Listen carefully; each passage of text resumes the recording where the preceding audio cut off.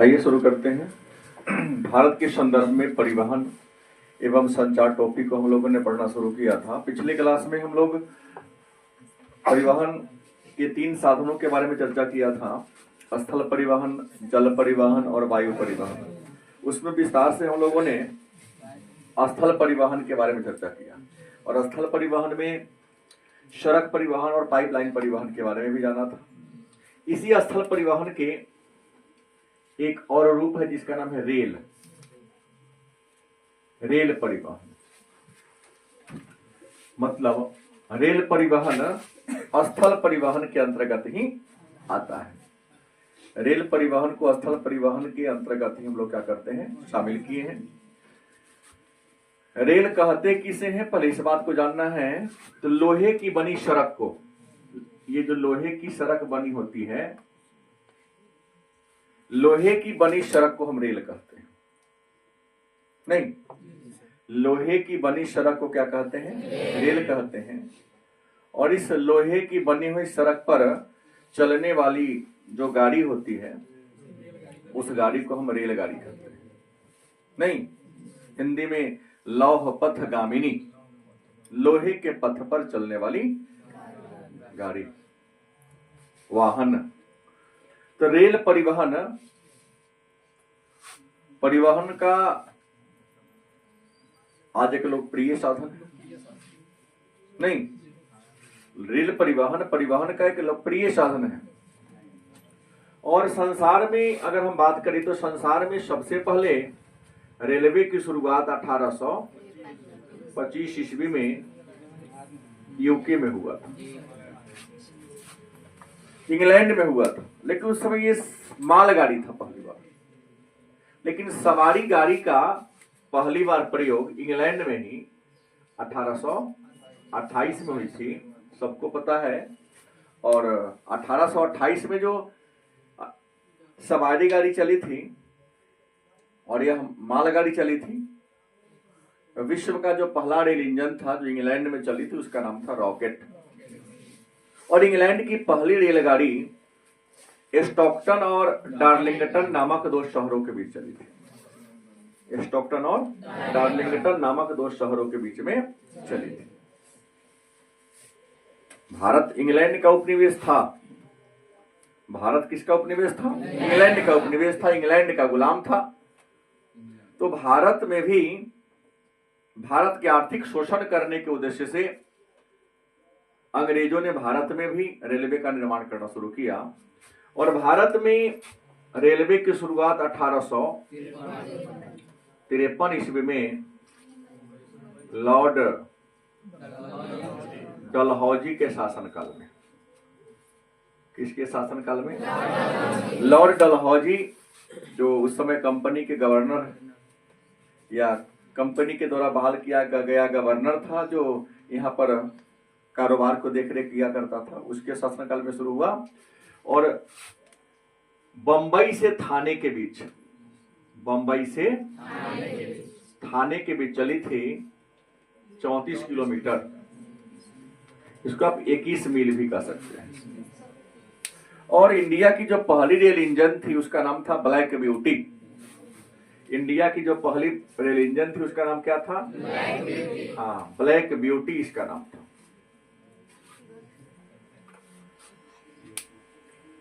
इसके बाद क्रमिक रूप से हमारे भारत के सभी प्रमुख शहरों को जोड़ा जाने लगा। पहले मुंबई में चली, उसके बाद कलकत्ता में चली, उसके बाद दिल्ली में चली। क्या? और पहले तो कोयला से चलती थी, उसके बाद डीजल इंजन से चलना शुरू हुआ। और इंडिया में पहली बार बिजली से जो इंजन चली थी उसका नाम था दक्कन क्वीन। कोई दिक्कत हुआ है क्या इसको? किसको? पल्लवी को। दक्कन क्वीन 1925 में चली थी। भारत में चलने वाली पहली से बिजली से चलने वाली रेल इंजन का नाम दक्कन क्वीन, जो 1925 25 में चली थी। अब तो एक से बढ़कर एक रेलवे आ गया है। अपने भारत का सबसे लग्जरी रेलगाड़ी जो है उसका नाम है महाराजा एक्सप्रेस। महाराजा, इसको रॉयल ऑफ राजस्थान टूरिस्ट के लिए, इसका पूरे इंडिया का टूर करा देगा आपको। 15 से 27 लाख तक इसका टिकट है। किसी 5 स्टार होटल से कम नहीं। क्या रॉयल राजस्थान महाराजा एक्सप्रेस, कई गाड़ियां हैं उसकी, पूरे भारत का अलग अलग शहरों में टूर करती रहती है। तो इसके बाद की अगर हम बात करें,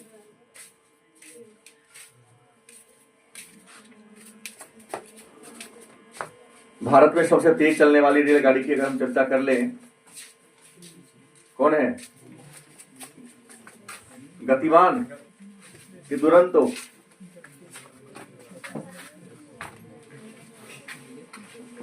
बोलिए, नहीं पता है आप लोगों को किसी? गतिमान। अभी तो दुरंतो नहीं, गतिमान है। इस सबकी समस्या कुछ तरह की नहीं।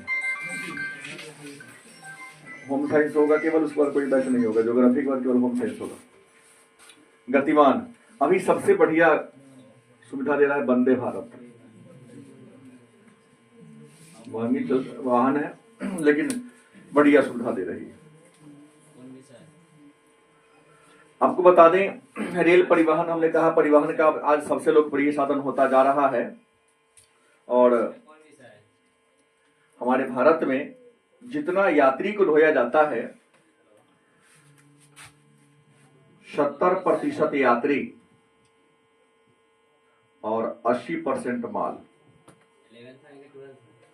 रेल के माध्यम से ही ढोया जा रहा है। गलत कि सही? जितना हम लोग यात्री ढोते हैं,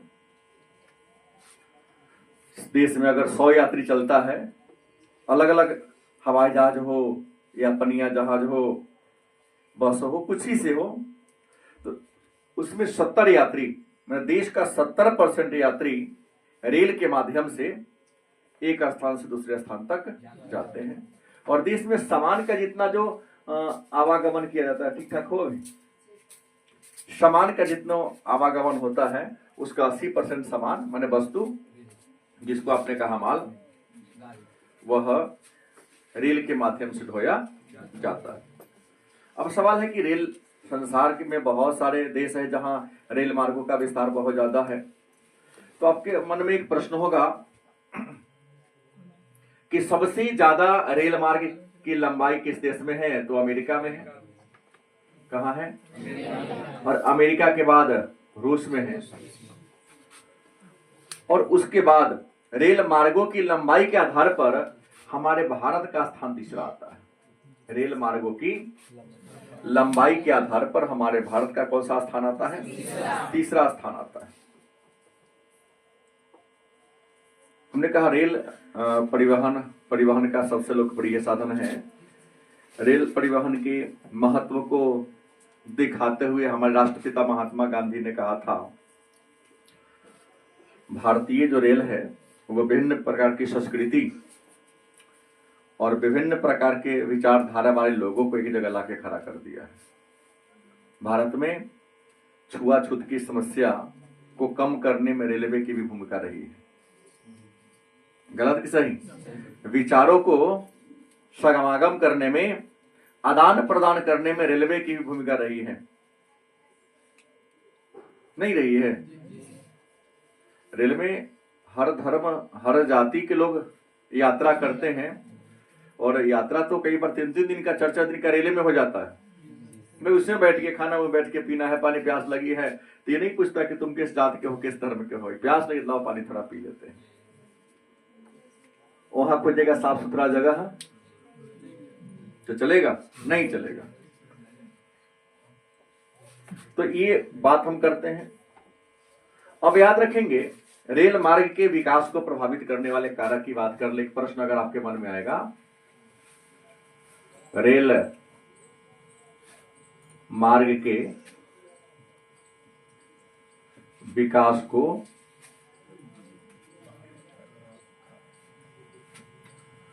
प्रभावित करने वाले कारक। माने वह कौन कौन से कारक है जो रेल मार्ग के विकास को प्रभावित करने वाले कारक है? तो पहला होगा जनघनत्व। क्या होगा? याद रखिए, जिधर जनसंख्या का घनत्व ज्यादा होगा उधर रेलवे का डिमांड ज्यादा होगा। गलत कि सही? और जहां जनसंख्या का घनत्व कम होगा, माने लोगों की संख्या कम होगी, वहां रेल का डिमांड भी कम होगा। क्योंकि रेल उधर न बनेगा जहां इंसान होगा, उसको सामान ढोने के लिए, चाहे मानव को ढोने के लिए चाहिए। और जहां इंसान ही नहीं हो, लोग कम हो, वहां काहे बनेगा सरकार? क्योंकि घाटा का सौदा हो जाएगा। दूसरा, समतल मैदानी भाग। दूसरा रीजन क्या होगा? समतल। जमीन सरबराबर होना चाहिए, समतल होनी चाहिए। क्यों भाई? तो इसलिए समतल होना चाहिए क्योंकि पहाड़ और पठार में रेल बिछाना थोड़ा दुष्कर कार्य हो जाता है, कठिन कार्य हो जाता है। लेकिन समतल मैदान है जहां पर बड़ी आसानी से रेल लाइन को बिछाया जाता है। तो देखिएगा, उत्तर भारत के मैदान में रेलवे का जाल बिछा हुआ है, लेकिन वहीं जो पहाड़ी राज्य है या दक्षिण भारत के जो राज्य, वहां रेल है, ऐसा नहीं कि नहीं है, लेकिन इधर की तुलना में थोड़ा क्या, बहुत कम है। नेपाल दोसर देश है, नेपाल में रेल है, इंडिया और चीन की सहायता से चलाया जा रहा है, वहां पर नहीं है, वहां भी है। अब भारत का एकमात्र राज्य था मेघालय जहां रेल लाइन नहीं था, अब वहां भी रेल लाइन हो गया। पहले प्रश्न क्या आया करता था कि वो भारत का वह कौन सा राज्य है जहां रेल लाइन है ही नहीं है? आपका उत्तर होता था मेघालय। अब 2800 में से ऐसा कोई राज्य ही नहीं है जहां रेल, हाँ जिला तो बहुत है जहां रेल नहीं। हाँ, शिवहर है, वहां भी योजना है, लेकिन कब बनेगी? तुम बूढ़ा हो जाओगे तब बनेगा कि ना हम जानते हैं ना तुम जानते हो। अब जाके देखो, बाढ़ आ गया है, धनकौल बांध से लेकर डुब्बा जो बांध वहां तक आर पार हो गया है पानी। बांध के इस साइड में जिनका घर है सबको खाली कराया जा रहा है। गुंजाई है? नहीं आई है, तो कर मवेशी को बांधने वाला घर को खाली कराया जा रहा है, प्रभावित तो होगा। तो समतल क्योंकि बांध के साइड में बना के रखा हुआ है, एक देर हाथ और होगा तो हो सकता है बांध कहीं टूटेगा जगह। सारे ऑफिसर्स का शिवहर जिला का छुट्टी कैंसिल कर दिया गया। ऑफिसर लोग बाढ़ में तैर के लोगों को बचाएंगे। ये नहीं कि बाढ़ आती ही है तो उससे पहले बांध को मरम्मत कर दिया जाए। हम कल शाम को आए कोचिंग में तो हमको लगा कि बांध में खराब रोड है, शहरों के जाना है, फिर सोच गए, हर जगह घुटना तक पानी मिला, गाड़ी डूब के गया, गाड़ी पूरा कोट बाजार डूबा हुआ है।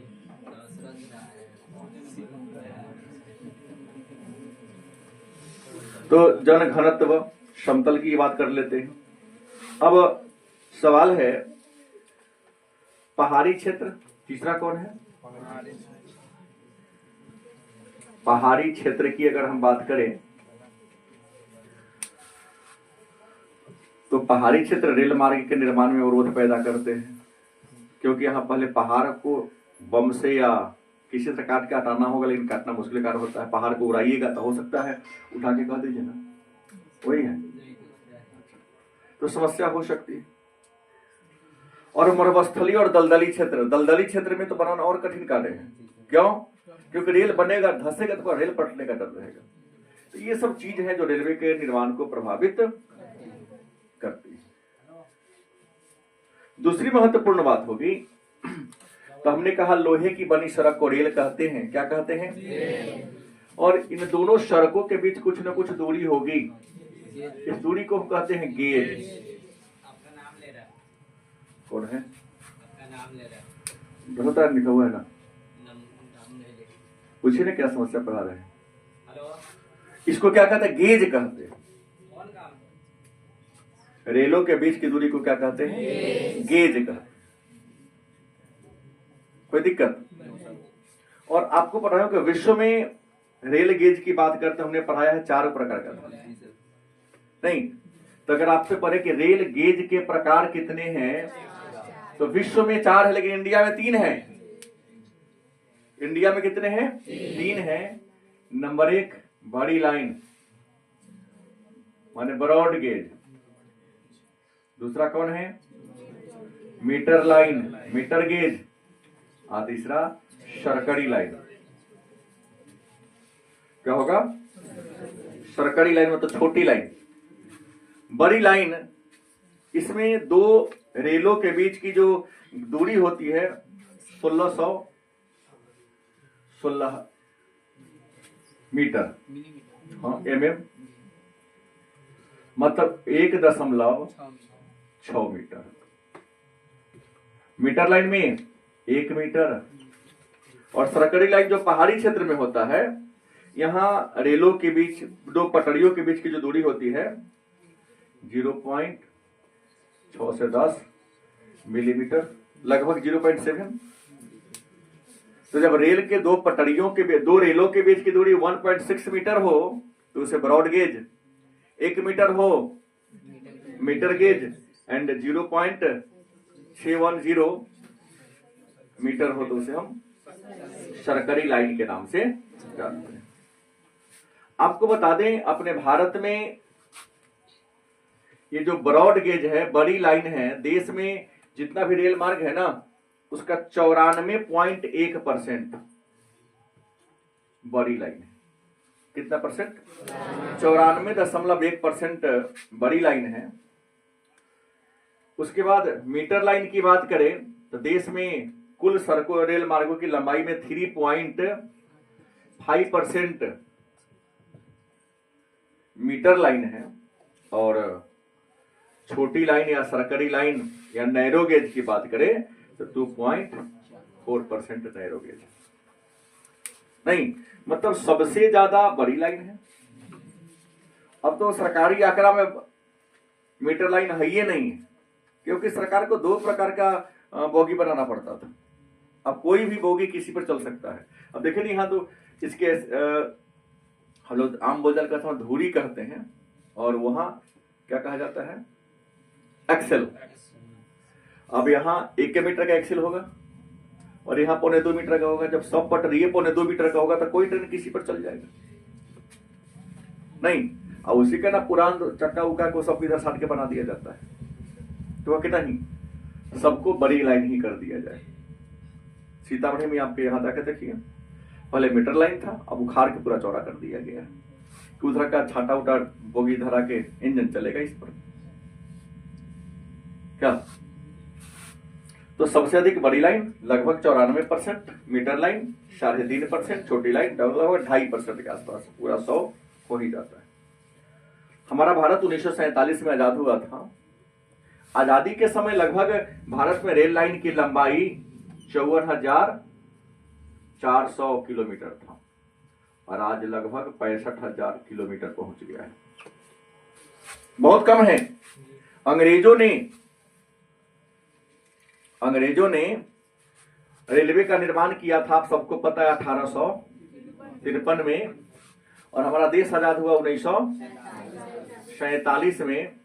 अगर आप हटा देते 7 में 3 गया तो 4, और 14 में से 5 गया तो 9 5 14। 94 साल में अंग्रेजों ने 54,400 किलोमीटर रेल लाइन बिछाया। गलत कि सही?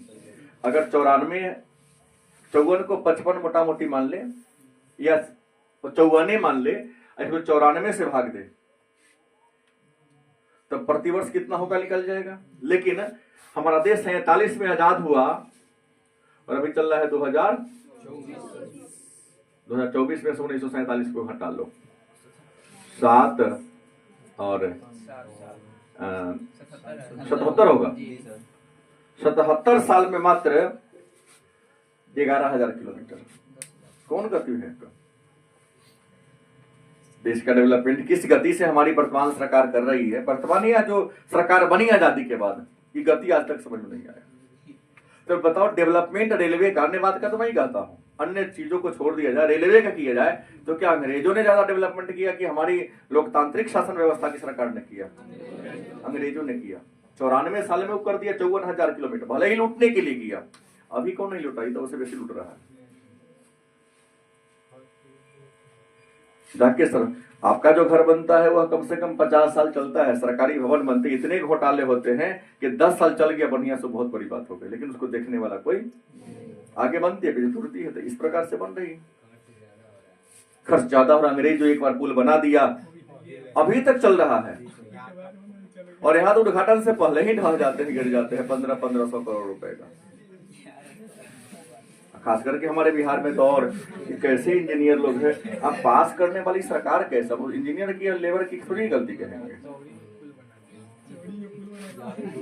लेकिन अब नगरा जाने में एक बार पुल बना था, उसको छोड़ के दूसरा ऐसा मोड़ दिया था उस इंजीनियर को, तो किस किला पर लटका दिया जाए कोई गारंटी नहीं बनता। ऐसा कहीं मोड़ होता, इतना ऊंचा नहीं होता है। पता है ना रमनगरा कौन कौन है अभी? क्या जी पहले का पुल बा देखो, यो पुल क्या अच्छा बनाया है। थोड़ा सा और इधर करके बना था, सीधा सड़क होता, दुर्घटना का जगह बना दिया है? अभी भी होता है, खेत में होता है। सुख नहीं, पुल का ऊंचाई भी ज्यादा कर दिया, और दूसरी महत्वपूर्ण बात है कि मोड़ भी तीखा कर दिया है, उसको स्लोप अच्छा लेना चाहिए। तो ये सारे बातों को हम लोगों ने क्या कर दिया, ये चर्चा कर दिया। आपको बता दें कि हमारे भारत में रेलवे के द्वारा किन किन चीजों का वहन किया जाता है। तो एक अनुमान कहता है कि हमारा जो रेलवे है प्रतिदिन 2.5 करोड़ के आसपास यात्री पर होता है। ऑस्ट्रेलिया महादेश की जितनी जनसंख्या है उतना हमारे देश के लोग रेलवे पर बैठा रहता 24 घंटा। एक महादेश की जितनी आबादी है उतना लोग हमारे यहाँ 24 आवर ट्रेन में बैठा रहता है, और अलग अलग शहर में जाने के लिए या वहां से आने के लिए घूमता रहता है। अब महत्वपूर्ण बात होगी कि भारतीय रेल सामान ढोती है, और रेलवे को सबसे अधिक आमदनी भी इसी से हो रहा है। यात्री में तो आप लोगों में से कितना है जो बेटिकट घूमकर ही कहते रेलवे अपनी संपत्ति है तो टिकट क्यों कटाए हैं? नहीं, यात्री से सरकार को घाटा हो रहा है न। प्राइवेट करने के पीछे तो कई रीजन है, उसके मैनेजमेंट को चुस्त दुरुस्त करना, और मैनेजमेंट के लिए ढेउआ आएगा तब ना। ठीक है, इस निजीकरण में कुछ भारी भारी समस्याएं भी हो रही है। पंखा पर पानी चुआ हुआ है क्या? चलाइएगा नहीं, इसको पानी गिरने दीजिए। इस मैनेजमेंट के लिए थोड़ी सी कई प्रकार की कमियां भी हैं, और उस कमी को हम लोग उजागर कर रहे हैं। जिस पद के लिए हमको चुना गया, चाहे आपको चुना जाए, ईमानदारी से काम करे तो हमारी व्यवस्था कोई फेल होगी ही नहीं। सरकार दोषी कहीं नहीं है, वर्कर दोषी है, और ऊंचे पद पर बैठने वाले वर्कर दोषी हैं। जो कागजे पर, हमने कहा ना, बिहार के ही शिवहर जिला के एक प्रखंड की कहानी है कि 70 लाख रुपया आया बहुत बड़ा पोखरा खनवाने के लिए, कागजे पर खनवा दिया एक वीडियो ने। अगला वीडियो आया तो हाँ, तो उसने कहा कि भाई पोखरा का पूरा निर्माण के लिए कुछ पैसा आया था, खुजवाया था पोखरे कहीं। उन्होंने संपर्क कहा कि भाई हम तो खनवा दिए, कुछ कमाए तो आप भरवा के कुछ कमा लीजिए। तो यो क्या किया, कागजे पर पोखरा को भरवा दिया, और रिपोर्ट में लिख दिया कि उस पोखरा के बनने से वहां पर जो बस्ती थी वहां बच्चे डूब रहे थे, तो इसने जो खाना उसको भरवा दिया, और बराबर देता रहा। कागजे पर खाना, यो कागजे पर भरा दिया। दोषी कौन? पढ़ा लिखा बेईमान लोग है व्यवस्था को फेल करने में। सरकार दोषी नहीं है, ये नौकरशाह पूरे बर्बाद देश को, भारत को कर रहा है। सरकार की योजनाएं कोई बुरी नहीं होती है, चाहे वो नल जल योजना हो या कोई योजना हो। सरकार का तो ये लक्ष्य था। ये तो वर्ल्ड का रिपोर्ट आ रहा है कि जल का स्तर घटता जा रहा है। गांव में 2 जगह 3 जगह अगर 350 फीट गहरा से पानी निकलेगा तो लोगों को स्वच्छ पानी मिलेगा। पश्चिम बंगाल के सीमा से भारत के जो राज्य है वहां के जल में आर्सेनिक की मात्रा बढ़ती जा रही है, उससे मस्तिष्क और कैंसर जैसी कई प्रकार की घातक बीमारियां हो रही। सरकार तो हमारे भलाई के लिए सोचती है, लेकिन हमारे गांव के, आपके गांव के जो जनप्रतिनिधि लोग हैं, ऊंचे ऊंचे पद पर बैठे हुए जो ये ब्यूरोक्रेट्स नहीं, और नौकरशाह लोग हैं, ये लागू होने देगा तब ना। तब तो हमारे माननीय प्रधानमंत्री राजीव गांधी ने कहा था कि हम तो लोगों को 1 रुपया भेजते हैं, 90 पैसा बीचे में रह जाता, 10 पैसा को वहां काम पहुंचता है। और इसी काम के लिए वर्तमान सरकार ने उसको देखा, सबको जोड़ो आधार से। ऑनलाइन हम किसी को कैश हाथ में नहीं देंगे, जब कैश नहीं दिया गया तो इससे गरीबों को फायदा मिलेगा, नहीं तो बीच में जमींदार जो ठेकेदार लोग खा जाया करता था। तुम काम किए हो, सीधे तुम्हारे खाता में पैसा जाएगा, आ खाता में जाएगा तो केना तरह से लूट लेगा।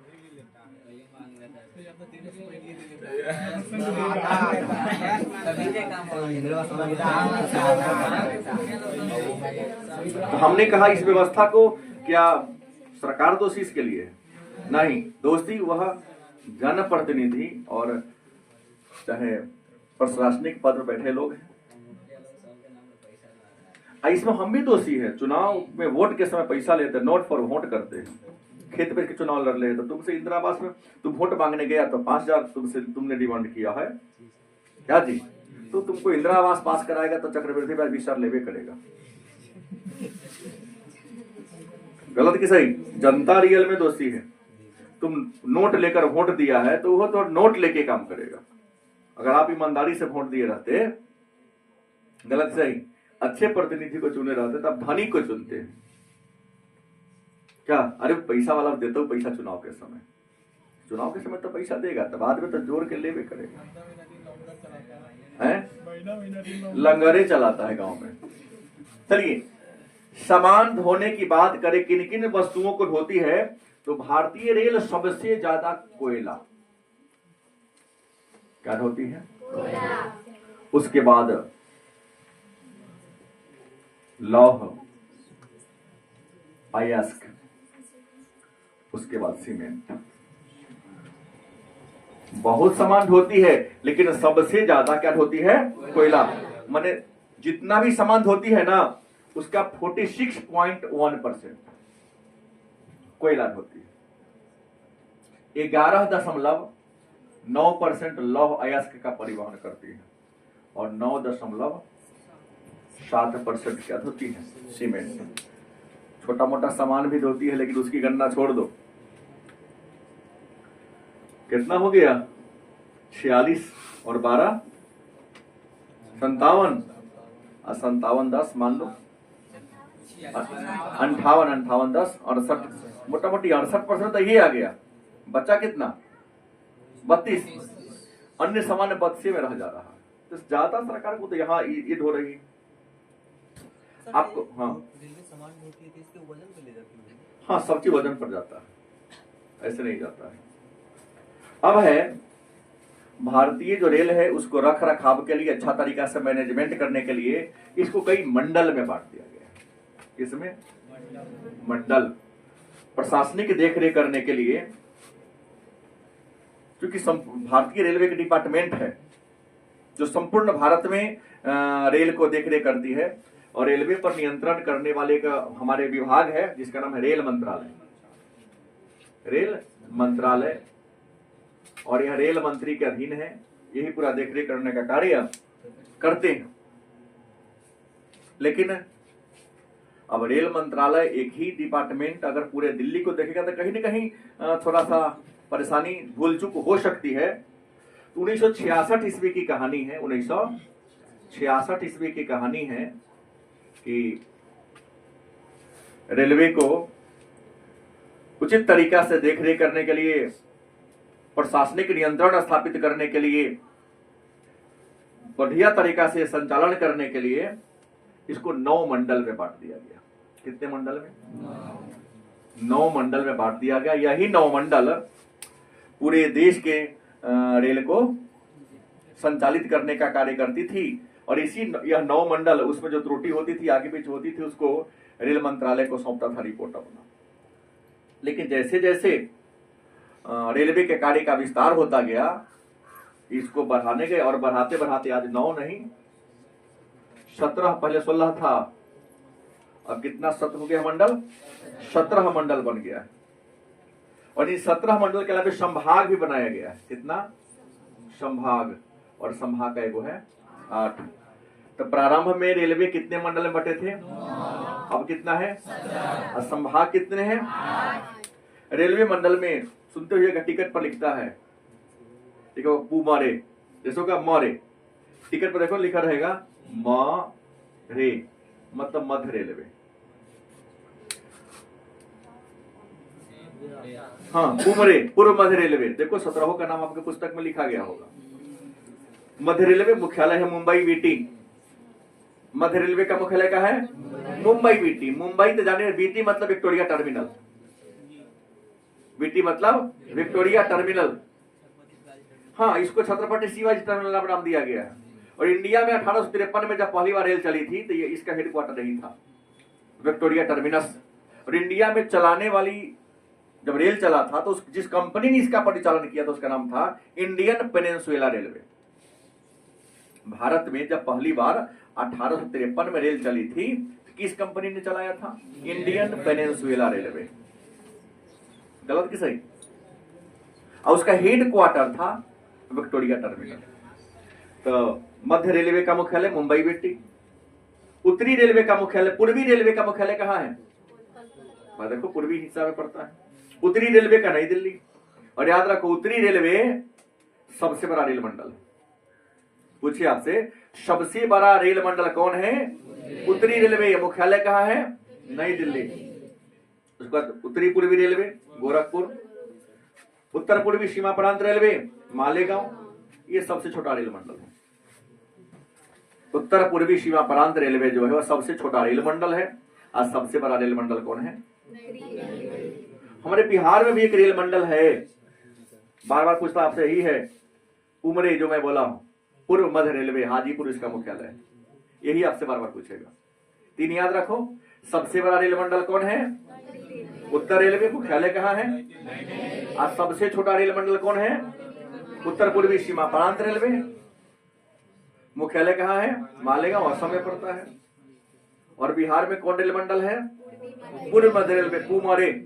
जाओ सीतामढ़ी पर टिकट कटार लिखा होगा पुमरे, क्योंकि सारा पूर्व मध्य रेलवे के अंतर्गत आता है। इसका मुख्यालय कहाँ है? हाजीपुर। भारत में एक और रेलवे है, देख लेता हूं उसको। एक छोटा सा रेलवे और चल रहा है, हालांकि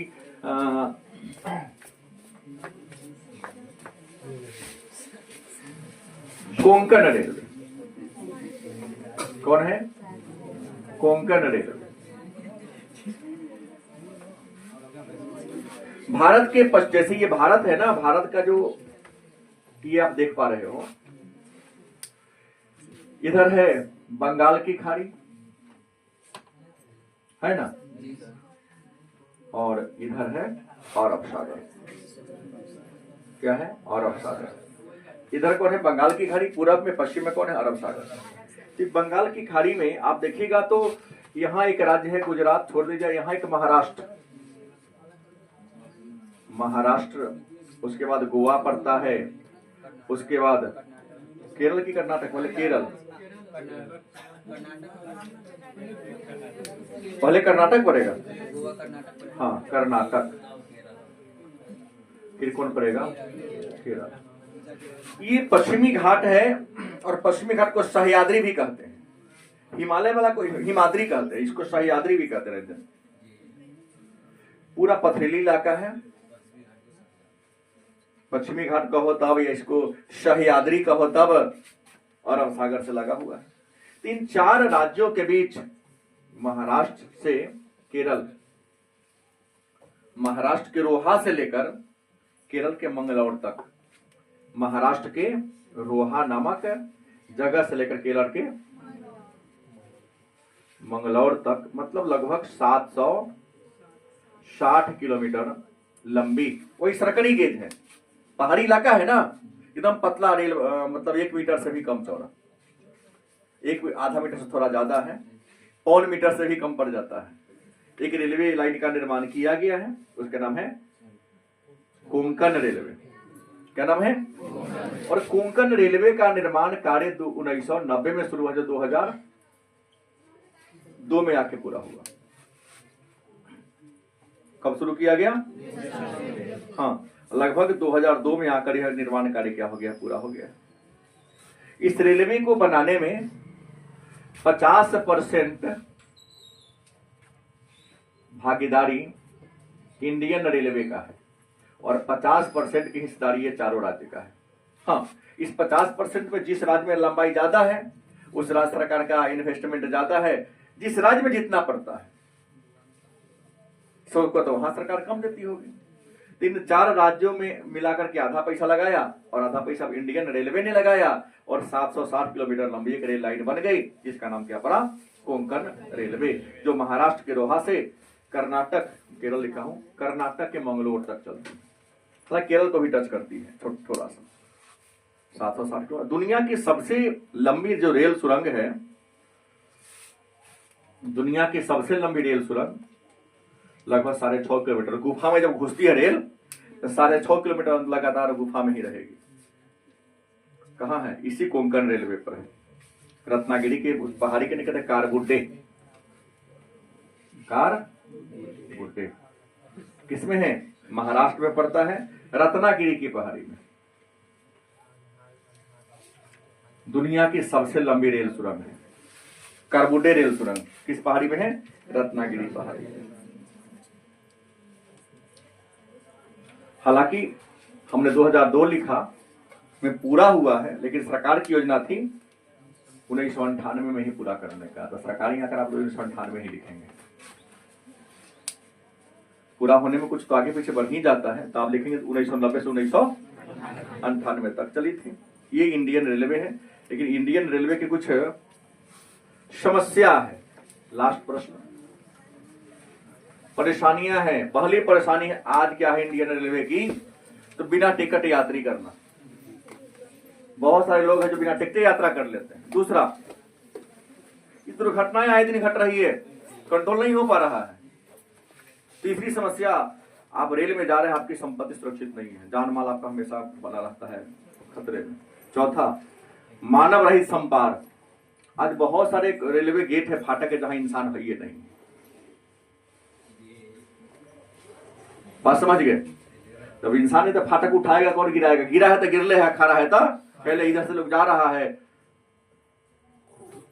आ रहा है, इस दुर्घटना का शिकार हो गया। ये इंडियन रेलवे की समस्या। एक और समस्या है समय पर परिचालन न होना। जापान में अगर 3 सेकंड लेट हो गया तो डिपार्टमेंट पर फाइन भर